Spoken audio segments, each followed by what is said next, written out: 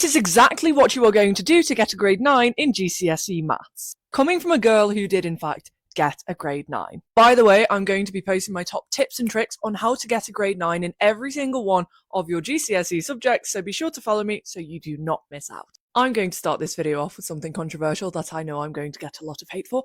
I found GCSE Maths harder than A-level maths. I got a 9 at GCSE, I got an A-star at A-level, but I found GCSE maths harder, and this is the reason. When I did my GCSEs, I was not on top of my work until about halfway through year 11, and I was not really paying attention in class.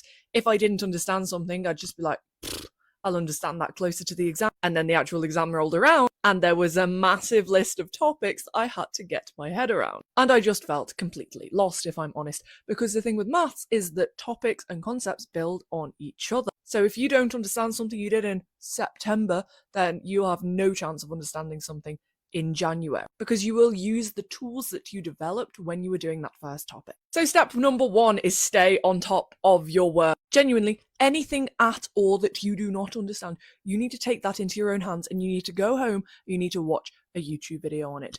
YouTube is the best resource for GCSE maths. You have got so many teachers on that website that will go over topics in a slightly different way than your teacher did. And for me, I found that incredibly helpful. So you need to make sure you understand things as you're going along. The thing with maths is not just enough to understand something, you need to apply that knowledge as soon as possible. And that is why you are set questions to do in the class. That's why you're given homework.